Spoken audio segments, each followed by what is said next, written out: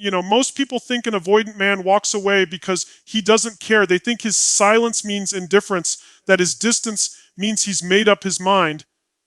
But what I've learned after working with thousands of men and women around the world is that avoidance isn't about a lack of love.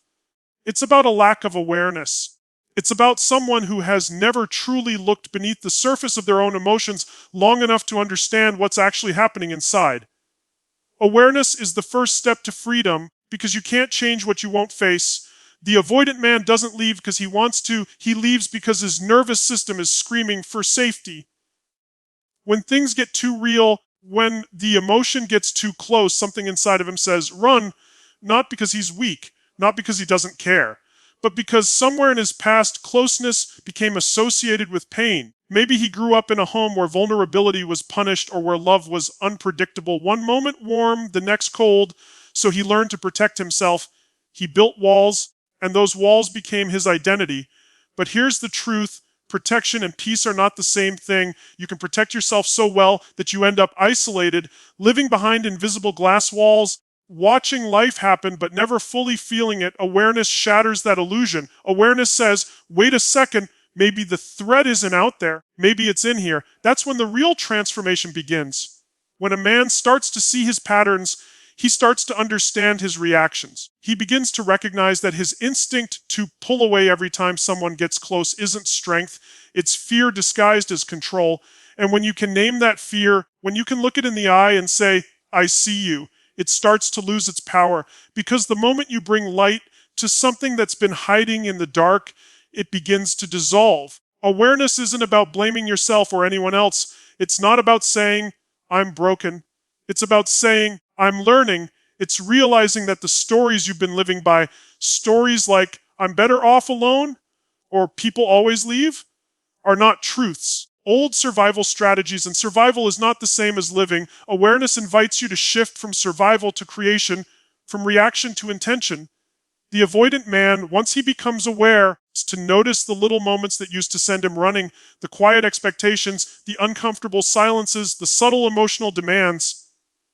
And instead of reacting automatically, he pauses, he breathes, he stays, maybe for a moment longer than before. And that moment, that pause, is the beginning of a new story, because what keeps most men stuck isn't the fear itself, it's the lack of awareness that it's fear. They call it logic, independence, focus, ambition, anything but vulnerability. They keep busy so they don't have to feel. They chase success so they don't have to confront the emptiness that waits when the noise fades. But the truth is, the life they're chasing will never feel complete until they learn to face what's happening inside. Awareness is the foundation of every breakthrough. It's not comfortable. It's not glamorous. It's honest. And in that honesty, something shifts. That's when a man starts to realize he's not running from his partner, he's running from himself.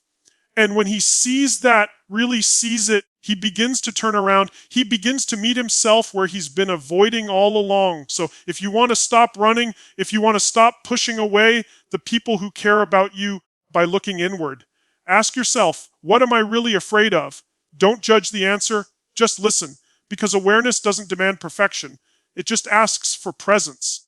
And when presence replaces avoidance, everything begins to change. That's the moment an avoidant man stops leaving, not because someone convinced him to stay, because he finally found the courage to be at home with himself. Fear is a master of disguise. It doesn't always show up shaking and trembling. Sometimes it walks tall, confident, calling itself independence. For the avoidant man, this is the great illusion, the belief that pulling away, keeping control, and maintaining distance means freedom. What if that so-called independence isn't power? What if it's protection? What if it's fear wearing a mask? See, when a man says, I don't need anyone, he's not declaring strength, he's revealing a wound. Because no human being is designed to be completely independent. We're wired for connection, for belonging, for shared energy. But when you've been hurt, when love has come with betrayal, manipulation, or pain, the mind rewires itself to equate closeness with danger. The avoidant man learns to run toward isolation, thinking it's safety, when in truth it's just distance from healing. Fear in disguise whispers subtle lies. You're better off alone. Don't rely on anyone. Don't open up, they'll only hurt you. And because these thoughts sound like self-protection, they feel wise, they feel like control. But the truth is, Fear doesn't want control, it wants confinement. It keeps a man trapped in patterns that make him feel strong while secretly keeping him small. This is why awareness is so crucial, because the moment you strip away the disguise, you realize independence isn't about closing off, it's about standing strong while staying open. True independence doesn't mean rejecting connection. It means being whole enough within yourself to connect without losing your center. But fear doesn't want you to know that. Fear convinces you that openness equals weakness, vulnerability equals surrender, and so you stay locked behind walls, convincing yourself you're free. Think about it. How many men chase the dream of total control? The career that defines them, perfect body, the endless distractions. They call it focus, they call it ambition. But often it's just noise. It's the noise that drowns out the quiet truth that what they really want isn't control, it's peace. And peace doesn't come from running faster, it comes from finally stopping long enough to face what you've been avoiding. When you peel back the layers of fear, you find a deep longing underneath, the longing to be accepted without performance, to be loved without defense, to be safe enough to exhale. That's what every avoidant man truly craves, even if he doesn't admit it. And ironically, that's what fear prevents him from ever receiving. So how do you break that pattern? You start by redefining what strength really is. Strength isn't the ability to walk away. It's the courage to stay when everything in you wants to run. It's the willingness to say, I'm scared, and still lean in. It's the power to open your heart, not because it's easy, but because you're done letting fear dictate your life. Once a man realizes that his independence was built on fear, not freedom, something shifts. He begins to understand that connection doesn't take away his strength, it amplifies it. That vulnerability isn't surrender, it's expansion. And that love, real love, doesn't trap him, it frees him. So yes, fear may have disguised itself as independence. It may have told him that solitude is safety, but the truth is safety without connection is just a polished form of loneliness. And when he finally sees that, when he has the courage to face the fear instead of worship it, that's when the avoidant man stops running. Not because someone changed him, because he finally chose to change the story. The one thing that truly stops an avoidant man from leaving isn't love, logic, or persuasion. It's emotional safety. You can't convince a man to stay through pressure or reasoning or even affection if deep down his nervous system doesn't feel safe in the connection. Because avoidance isn't a choice made in the mind, it's a reflex born in the body. It's an emotional alarm that says, I'm in danger. And that alarm doesn't quiet down because someone says, don't worry, I love you. It quiets down when he feels deep in his bones that love isn't a trap, it's a safe place to land. When a man feels emotionally safe, everything changes, his guard lowers, his tone softens. The need to control, to withdraw, distant, all of it begins to melt away because emotional safety tells his nervous system the one thing he's been longing to hear all his life. You're not under threat anymore. See, most avoidant men grew up in environments where being vulnerable was dangerous, where expressing emotion meant being criticized, ignored, or shamed. So they learned to armor up. They decided that silence was safer than honesty, that detachment was better than rejection. And over time, that protection became their identity. But emotional safety, real safety, invites him to experience something new. It says, you can be fully seen here and nothing bad will happen. That's powerful. Because when a man who's been running his whole life finally encounters someone who doesn't chase him, doesn't punish him for his distance, but instead meets him with calm presence, it rewires something inside. It tells his subconscious that connection and safety can coexist. That's when the shift begins. Here's the paradox. The avoidant man doesn't stop leaving because someone holds on tighter. He stops leaving when someone lets go with love. When the energy shifts from control to compassion, his body senses that it's okay to stay. He starts to feel that being close doesn't mean losing himself, and that's when the real connection begins, not from demand, but from trust. Now, emotional safety isn't just about relationships with others, it's also about the relationship you have with yourself. Because if you're an avoidant man, you can't expect to feel safe in love if you don't feel safe inside your own mind. Every time you criticize yourself, dismiss your feelings, or shut down your own vulnerability, you're reinforcing the same environment that made you run in the first place. The healing starts when you become your own safe space, when you can say, I'm allowed to feel, I'm allowed to be uncertain, I'm allowed to stay present even when it's uncomfortable. And if you're the partner of an avoidant man, remember this: your role isn't to fix him, it's to embody the calm that reminds him he doesn't need to be perfect to be loved. When you meet his distance with patience instead of panic, you become the anchor he never had. Not the rescuer, the anchor, the one who stands steady when his old patterns start to shake.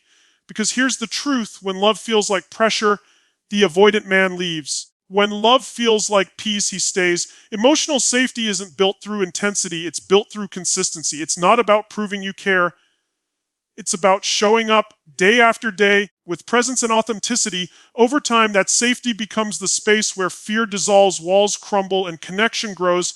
And when he finally feels that, when he knows, truly knows, he can stay without losing himself, that's the moment he stops running. Not because he's been captured, but because for the first time, he feels free enough to stay. There's a powerful truth most people miss when they're dealing with an avoidant man. Space is not the same as disconnection. When he pulls away, it's not always because he's rejecting you or the relationship. Often, he's trying to regulate himself. He's trying to find oxygen in an emotional atmosphere that feels too heavy, too fast, too overwhelming. But here's where things get messy. When space is taken the wrong way, it turns into distance. And when distance goes unchecked, it becomes disconnection. This is healthy. We all need it. Space gives us room to breathe, to process, to come back to ourselves. But disconnection is something else entirely. Disconnection happens when the space becomes a wall, when silence becomes avoidance, when just need a moment turns into I'm gone. And that's where most relationships start to break. Because the person on the other side starts to panic. They feel abandoned, unseen, left behind. They start to chase, to over-explain, to fill the silence with noise. And that only reinforces the avoidant man's belief that closeness means suffocation. What's the balance? It's understanding that space doesn't have to mean separation. Space can exist within connection. You can say, I need a moment, without disappearing emotionally. You can step back without shutting down. It's not about pulling away, it's about pausing consciously. That's the difference between a reaction and a response. A reaction is fear, it's running. A response is awareness, it's staying grounded even while creating space. For an avoidant man, learning that distinction is life-changing, because for most of his life, he's believed that if he doesn't pull all the way out, he'll drown, that if he stays close, he'll lose himself. So he disappears completely, thinking that's the only way to survive. But when he starts to experience a relationship where space is honored and connection isn't lost, he begins to rewrite that story. He learns that he can step back and still be loved. He can take time to breathe without being punished for it. That realization starts to heal something deep, the belief that love demands his surrender. And for the person loving an avoidant man, key is to hold your own ground. Don't chase the distance. Don't collapse into anxiety. Just stay rooted in your own presence. Because when you stay steady, calm-centered, self-assured, you signal safety. You show that his space doesn't threaten your connection. And that steadiness is magnetic. It invites him back, not through words, but through energy. Space, when used consciously, can actually deepen intimacy. It gives both people a chance to reconnect with themselves, to reset emotionally, to come back with clarity instead of defensiveness. It transforms the dynamic from I need to escape you to I need to recharge so I can meet you better. That's powerful. That's mature love. When a man realizes he can have both space and connection, he stops feeling trapped. He stops running. Because suddenly, love isn't a cage, it's a dance. One where both people know when to step close and when to step back, and neither move breaks the rhythm. So if you're the one pulling away, remember this: you don't have to vanish to feel safe. You can communicate your need for space. You can say, I just need a moment to center myself, but I'm not leaving. Those words are oxygen to someone who's learned to fear silence. And if you're the one waiting, remember, don't fill the space with panic, fill it with trust. Because when both people understand that space isn't disconnection, it becomes healing instead of hurtful. It becomes a bridge instead of a wall. And when love feels like a bridge, when it allows freedom and connection, that's when the avoidant man stops needing to run at all. Authentic communication, it's the lifeline of every relationship, and yet it's the one thing most avoidant men struggle with the most. Because communication, for them, often feels like exposure. It's not that they don't want to talk, it's that talking feels dangerous. Every word, every confession feels like peeling back armor that's been welded on for years. But here's the truth: until communication becomes real, honest, vulnerable, unfiltered, there can be no true connection. Without authenticity, love becomes performance, and performance always ends in exhaustion. Most people think communication is about talking, but it's not. It's about connection. It's about revealing what's true even when it's uncomfortable. See, the avoidant man has learned to communicate through withdrawal, silence, or surface level words that keep things safe. He'll say, "I'm fine," when he's not. It's no big deal when it's breaking him inside, and he does it because somewhere in his past, he learned that honesty only led to conflict, judgment, or rejection. He built a communication style that protected him: short, practical, distant. But protection doesn't build intimacy, it builds walls. The moment a man decides to speak his truth, not to defend, not to win, but to connect, everything changes. That's when love starts breathing again. Authentic communication is not about saying the right words, it's about saying the real ones. It's about having the courage to say, "I don't know how to do this," or "I'm scared," or even, "I need time." When you speak from truth, even your silence becomes honest. And that honesty creates trust. For the avoidant man, this shift begins when he realizes that vulnerability isn't weakness, it's power. The strongest man in the room is not the one who hides his feelings, it's the one who can face them and still stand tall. Communication is the bridge between isolation and intimacy. That bridge has to be built on truth. When he stops pretending and starts expressing, when he replaces defense with dialogue, his entire relational world transforms. And for the person who loves him, the way you listen matters just as much as the way he speaks. Because authentic communication doesn't thrive in an atmosphere of criticism or control. It thrives where there's space to be real. When he speaks, even if it's clumsy or uncertain, don't rush to fix or interpret. Just receive. That's what safety sounds like. That's what tells him it's okay to be seen here. The energy of authentic communication is calm, grounded, and curious. Why are you like this? It's help me understand what you're feeling. That small shift from judgment to curiosity dissolves tension instantly. It takes the edge off the fear that drives avoidance. And when fear leaves the room, truth enters. But this kind of communication requires courage on both sides. It means you stop talking from your defenses and start speaking from your heart. It means you risk being misunderstood for the sake of being real. And that's not easy, but it's the only way real love grows, because love without truth becomes manipulation, and truth without love becomes cruelty. Authentic communication is where those two meet. When an avoidant man learns to communicate authentically, he stops living on autopilot, he stops assuming, projecting, or withdrawing, and he starts relating. He begins to discover that speaking his truth doesn't end connection, it deepens it. And when when he experiences that his truth doesn't push people away, brings them closer, he begins to trust love again. That's the real transformation. Because avoidance isn't healed by promises or pressure, it's healed by presence. And presence is built through words that come from the heart, not the ego. When communication becomes authentic, both people feel free, not because everything's perfect, because everything's real, and that's what stops the running, not grand gestures, not emotional games, just truth spoken with love, received with openness, and lived with integrity. That's where connection finally becomes stronger than fear. For the avoidant man, intimacy has always carried a hidden cost. Somewhere deep in his subconscious, he learned that closeness comes with pain, that to let someone in means to lose something of himself. Maybe it was a parent who withdrew love when he disappointed them, or a relationship that used his openness against him. Whatever the origin, the message was the same: love isn't safe. And that belief becomes the script he lives by. Every time someone gets too close, that old story plays again, quietly but powerfully, whispering, "Protect yourself. Don't let them see too much." But here's the truth that changes everything: intimacy doesn't have to hurt. It doesn't have to cost you your freedom or your identity. Story you've been living, the one that says love equals pain, that connection means control, is just that, a story. And stories can be rewritten. Rewriting the story of intimacy begins with realizing that you are not that frightened child anymore. You are not powerless to the emotions of others. You can stand in your truth, speak your needs, stay open. Intimacy is not about merging until you disappear. It's about meeting someone while staying rooted in yourself. It's about saying, "I see you and I'm still me." That balance is what the avoidant man has been missing: the ability to stay connected without losing autonomy, The old version of intimacy told him he had to choose love or freedom, connection or control. But the truth is, those two can coexist. In fact, real intimacy is only possible when both people feel free.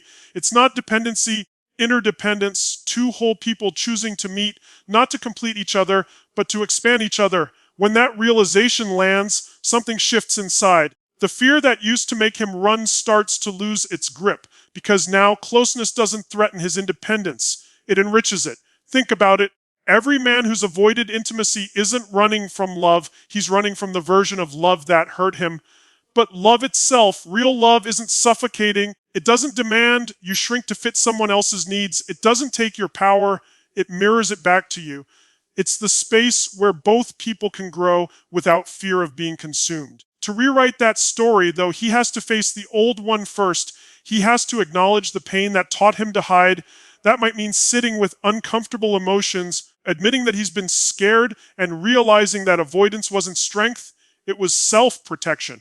But once that awareness sets in, healing begins. Because you can't change what you won't face, and as he begins to let new experiences in, moments of vulnerability that don't lead to rejection, conversations that don't turn into conflict, his nervous system starts to learn a new rhythm. It begins to associate intimacy with peace instead of danger. Each time he stays present instead of withdrawing, each time he shares instead of shutting down, he rewires a part of himself that once believed love and safety couldn't coexist. For the partner loving an avoidant man, the most powerful thing you can do is to help nurture that new story through consistency and calm, not through trying to fix him, through embodying a different kind of love, one that says, you can be close to me and still be free. That's the energy that heals. That's what teaches him that he can stay and still breathe, because real intimacy isn't about losing yourself. It's about finding more of yourself through connection. When an avoidant man discovers that truth, he stops fighting love.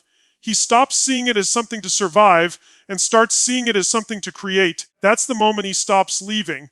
When the story of love shifts from fear to freedom, from control to collaboration, from protection to presence. That's when he realizes that intimacy isn't the enemy of independence. It's the ultimate expression of it, self-leadership.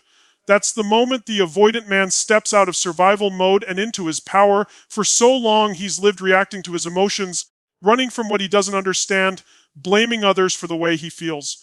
But self-leadership is where everything starts to shift. It's when a man stops saying, "You made me feel this way," and starts asking, "Why did I react that way?" It's when he takes ownership, not just of his choices, but of his emotional world. That's where true strength begins. Avoidance, at its core, is an escape from responsibility, not in the moral sense, but in the emotional one. It's the instinct to step back when things get hard, to avoid confrontation, to retreat into silence instead of facing discomfort.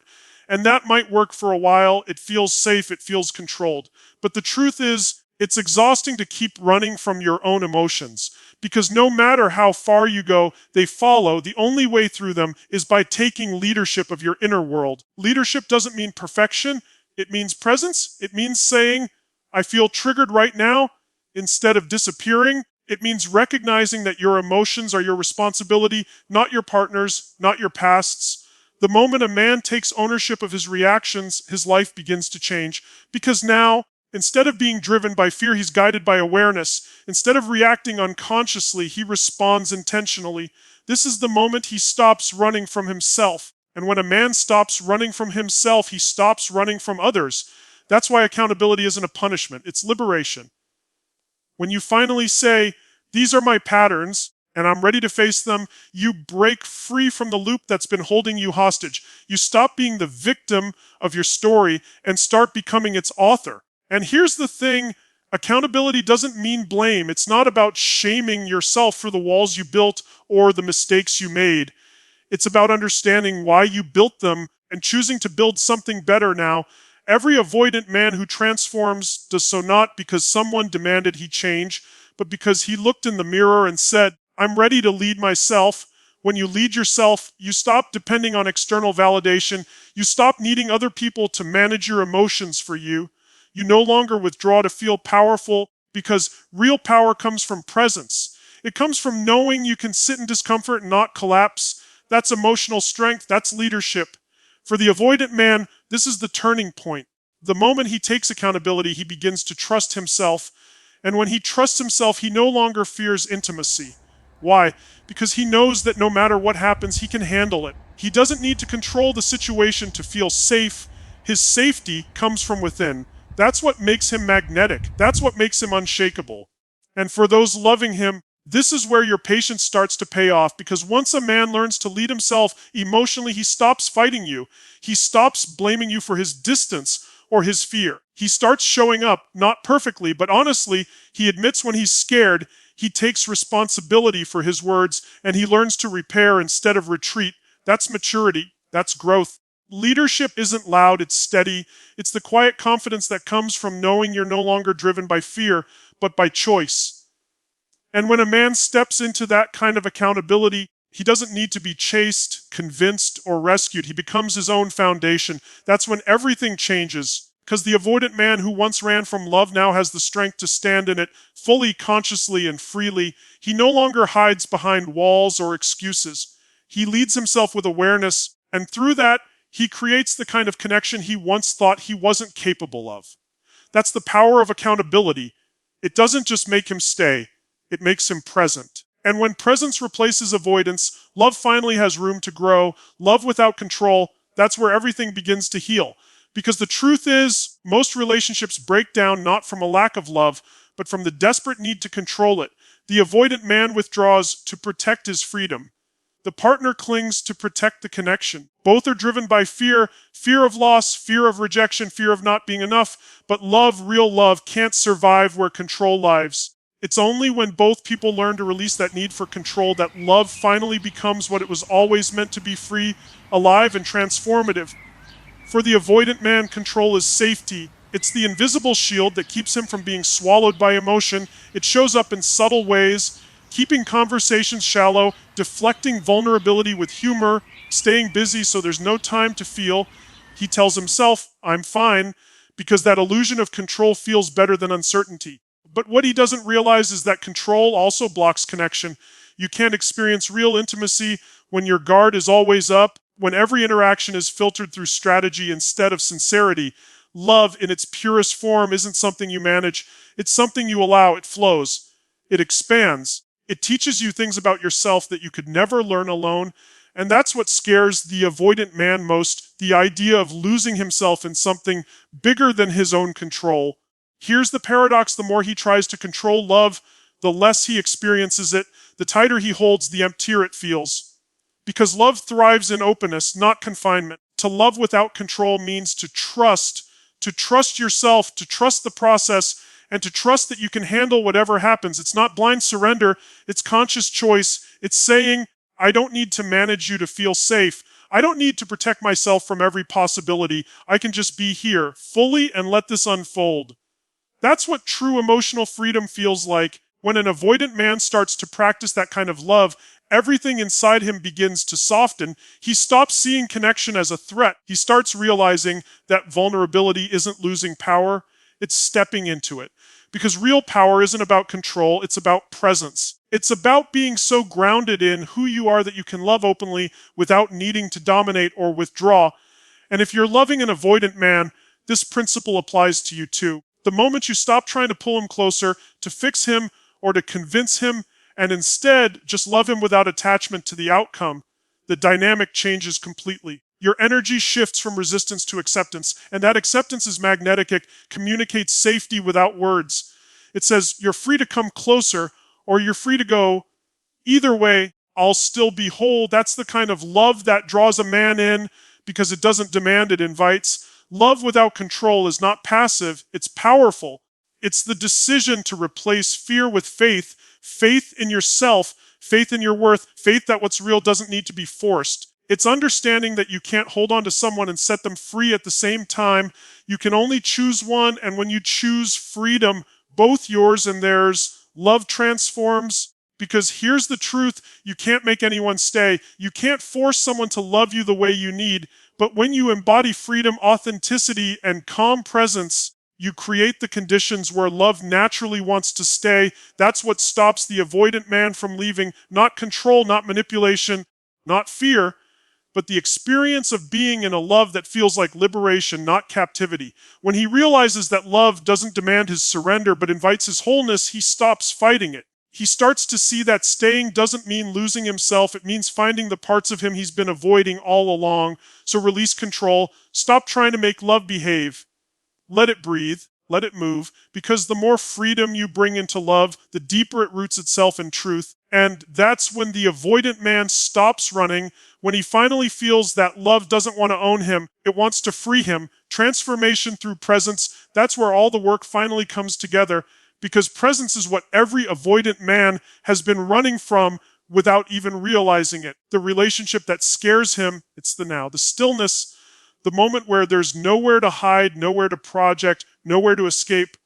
Presence strips away distraction. It exposes what's real, and for a man who's built his identity on control, that can feel terrifying. But presence is also the only place transformation can happen.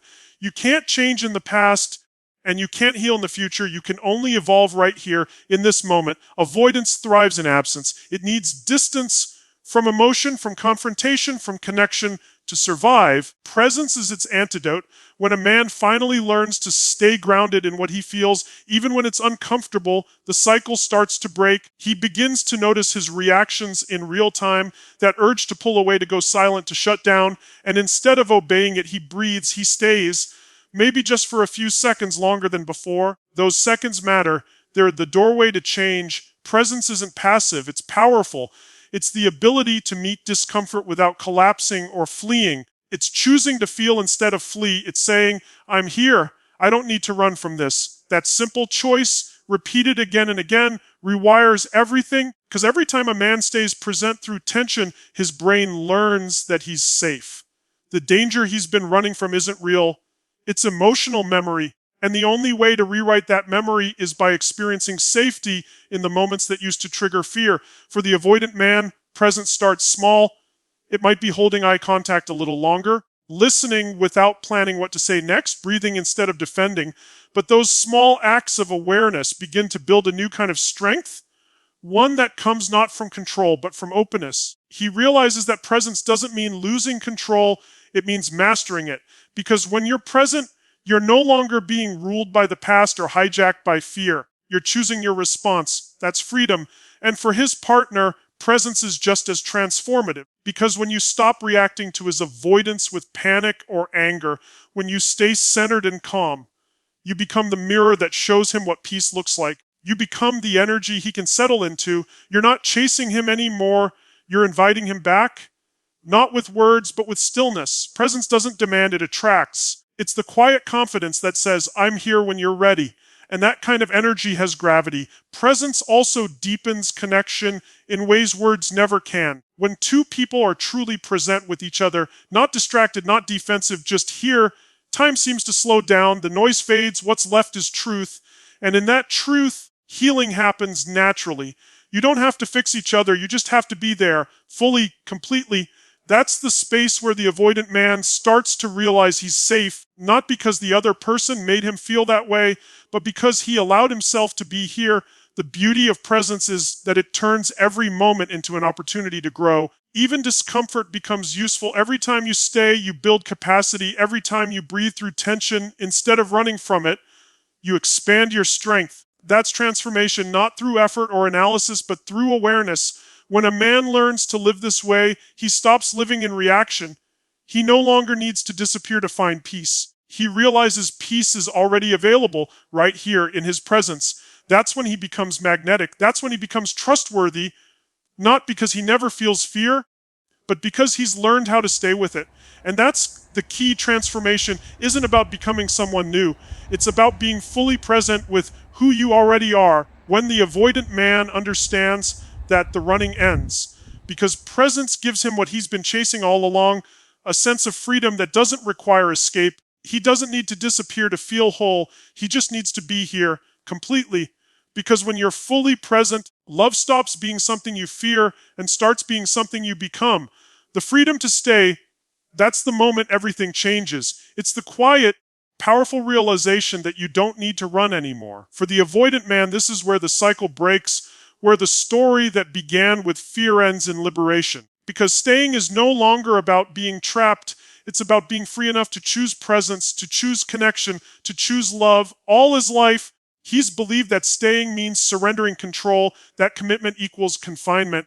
But that belief was never truth. It was protection. It came from experiences that taught him love was dangerous. That closeness came with pain. That vulnerability led to loss. So he built walls. He called them boundaries. He wore independence like armor. And for a while, that armor worked. It kept him safe from disappointment, but it also kept him safe from joy, from depth, from the raw aliveness that only love can give. The freedom to stay begins when he realizes he doesn't have to protect himself from love anymore. He starts to understand that staying isn't about losing who he is, it's about finally meeting who he's always been beneath the fear.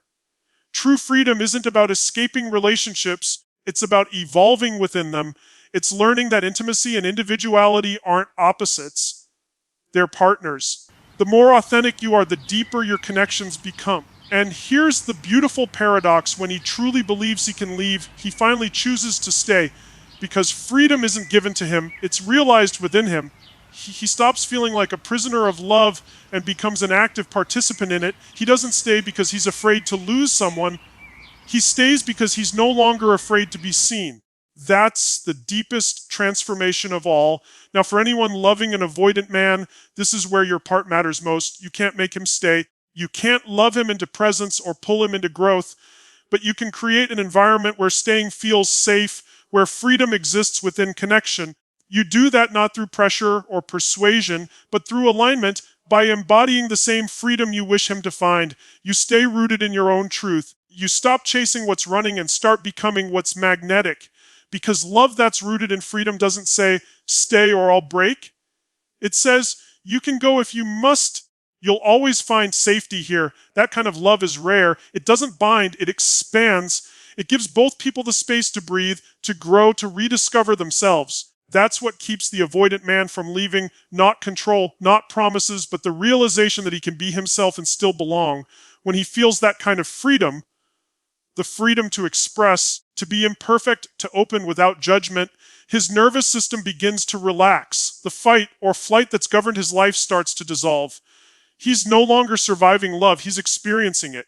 And that's where the transformation completes itself, because freedom is no longer about leaving, it's about staying by choice, not compulsion. Tony Robbins often says, quality of your life is the quality of your relationships, and relationships only deepen when both people feel free to be authentic. That's the heart of it. The freedom to stay isn't about physical presence, it's about emotional availability. It's about being there fully without fear. So to every avoidant man, this is your moment. You've mastered the art of walking away. Now master the art of staying. Stay long enough to feel. Stay long enough to listen. Long enough to see that love isn't something that takes from you. It's something that expands you. And when you do, something shifts. The walls you built start to crumble, not because someone tore them down, but because you no longer need them. You realize that staying doesn't imprison you. It awakens you. It brings you face to face with your true strength, the courage to remain open, even when it's easier to run. That's the real freedom, not the power to leave, but the power to stay without fear. Because the man who can stay is the man who's finally free.